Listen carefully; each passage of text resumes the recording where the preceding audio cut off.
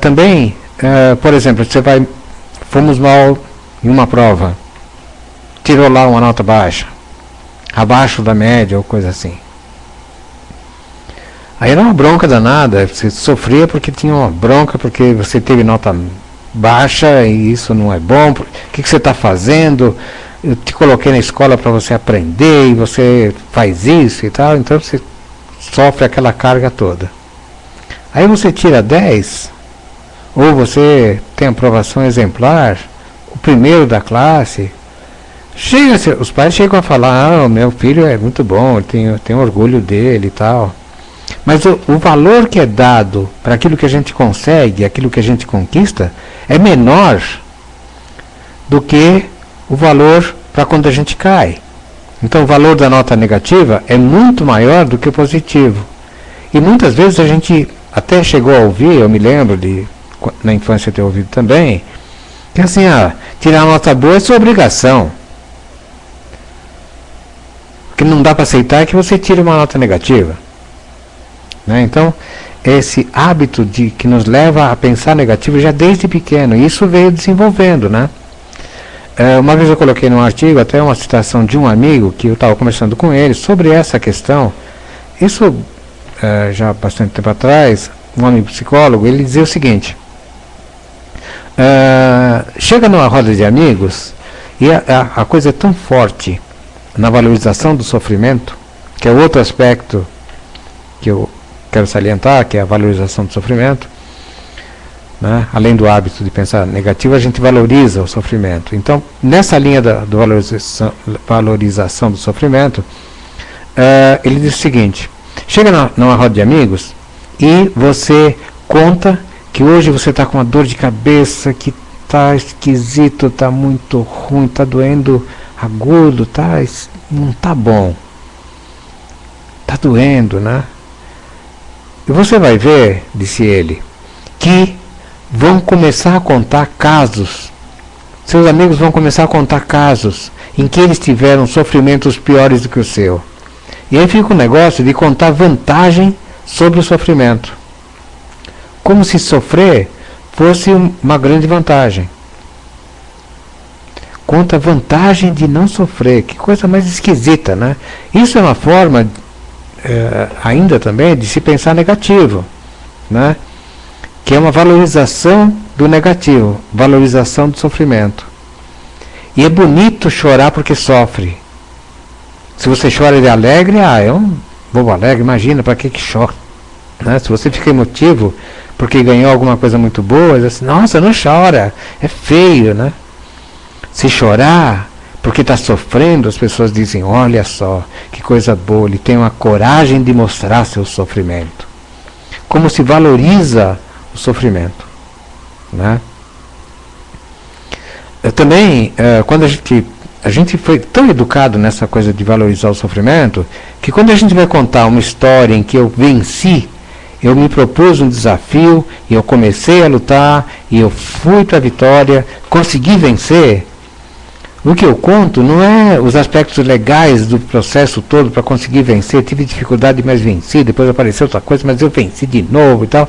Não é nada disso, a gente conta o sofrimento que teve para conseguir. A gente fala da fome que passou, né? Por exemplo, para concluir a faculdade, fica contando das noites que foi para a faculdade, né, para fazer sua aula e nem teve oportunidade de pelo menos um lanche, alguma coisa, e depois o sofrimento que eu tive para chegar à noite em casa, porque a condução ou porque o trânsito, enfim, essa valorização de sofrimento e sacrifício, inclusive quando ganha, né? Ou seja, é como se a gente estivesse sempre contando vantagem porque está sofrendo.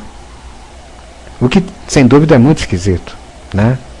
E o terceiro ponto, que eu pude observar nessa questão da cultura, é que a gente tem um sentimento de culpa absurdo. E a gente foi educado para ter culpa. E a gente foi educado de que sempre tem algum culpado. As coisas não podem acontecer de uma maneira mais leve, em que cada um fez o que pôde, o resultado que aconteceu era o melhor possível, era o que dava para acontecer, né? Mas não, a gente tem a visão de sofrimento da culpa. O sentimento da culpa é muito forte. Então, se alguma coisa acontece que é contrária àquilo que eu estava esperando, ou não está no nível que eu desejaria que fosse, a gente pode ver que o pensamento corre para descobrir quem é que foi o culpado de não deixar acontecer melhor, ou de não deixar acontecer o que eu queria. Então, é tudo voltado para identificar quem é culpado. Então, a gente foi, com isso, ensinado a julgar, não analisar como poderia ser melhor na próxima vez. Porque, de verdade, ninguém, em sã consciência, quer fazer alguma coisa para sofrer. Então, ele fez o melhor que ele conseguiu ver. Ele deu 100% do que podia. Foi bom. Mas a gente fica julgando que ele foi culpado. Se não fosse ele, eu poderia estar melhor. E sempre a culpa é no outro, né? Se tem algum culpado, deve ser para lá, porque eu não vou ser culpado. No entanto, quando eu volto o foco para mim, porque eu não consegui, aí vem aquele sentimento de culpa que abate a gente, deixa a gente enfraquecido mesmo. Então a gente foi ensinado a julgar e não foi ensinado a analisar, a buscar o como melhorar. A gente foi ensinado a identificar o porquê que foi ruim e não como será melhor. É sutil a diferença, mas descobrir como foi, porquê que foi ruim, não quer dizer que nos diga diretamente como que acerta. Eu costumo brincar dizendo que é preciso ter cuidado com uma máxima que todo mundo usa, que é assim: a gente aprende com os erros. Na verdade não é tão diretamente assim. Porque de verdade, diretamente do erro, o que você aprende com aquele erro é não errar daquela forma, e você tem milhões de outras formas de errar. É que através do erro você pode tentar aprender como é que acerta. Então a busca de tentar acertar é que é o grande resultado, que é o nosso motor que leva para a vitória. Mas isso não é ensinado. A gente veio sendo pela cultura, né, pelos hábitos e costumes da maioria da população, veio sendo ensinado a julgar, a ver o culpado, né? E sendo assim, se tem algum culpado, e o culpado seja a gente, então como é que a gente vê nessa coisa do erro? Então fui eu que errei, então eu sou culpado, porque se eu não tivesse errado, eu não errei de propósito, eu tentei acertar o melhor e não deu certo, então vamos consertar agora, vamos seguir a vida, né? Mas não, a gente tem esse hábito que nos faz nos traz esse peso, né, que é o peso da culpa.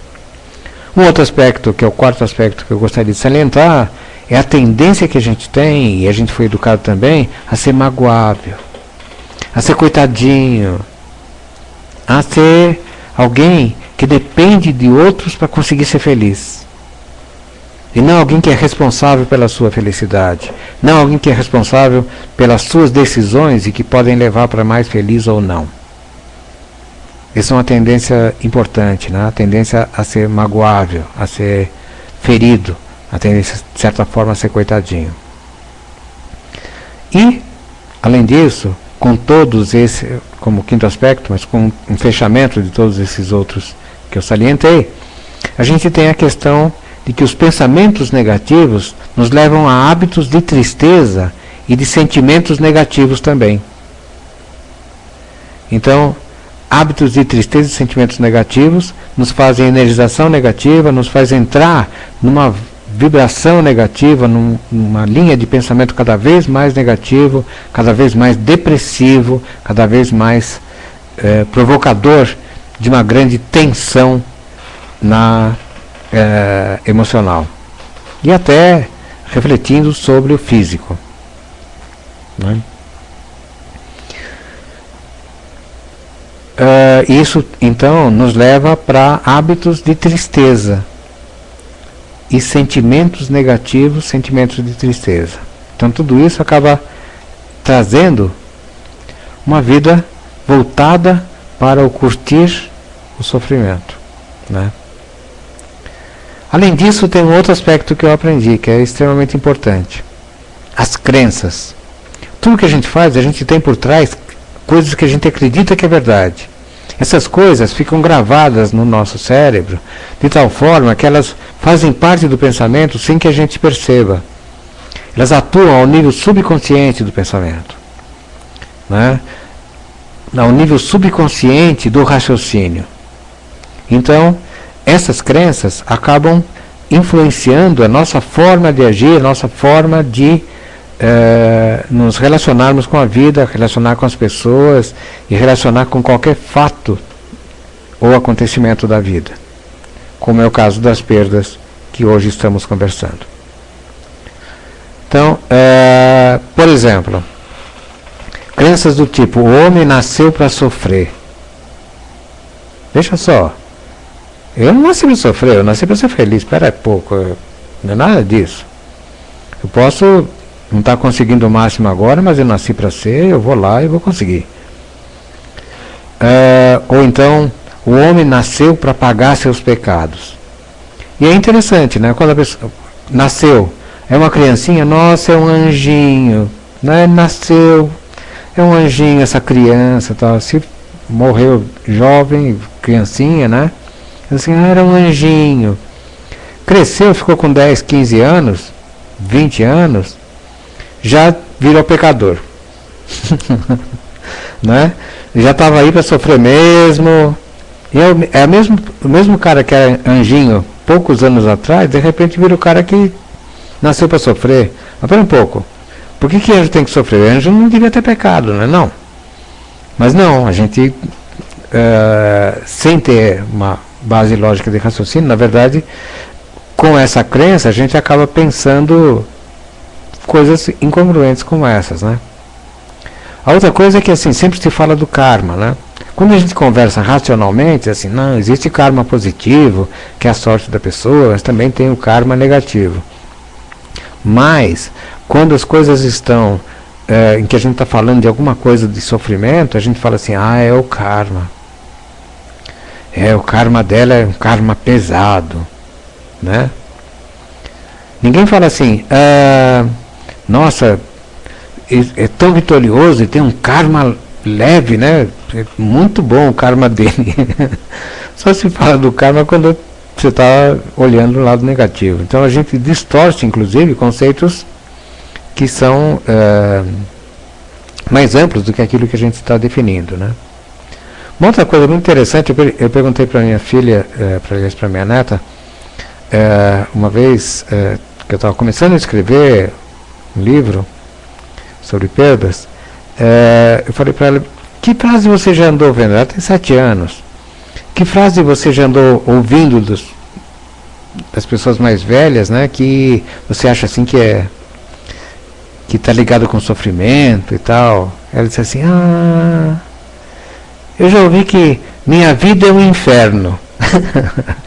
Até minha neta percebeu que as pessoas ficam falando que tem a vida delas que é um inferno. Quer dizer, para dizer que a sua vida é um inferno, significa que não tem nada de bom, né? Então é a questão clara do não reconhecimento das coisas boas. Ou então a pessoa diz assim, eu não tenho sorte. Eu não tenho sorte. Se você pensa que não tem sorte, você já está derrotado para qualquer jogo.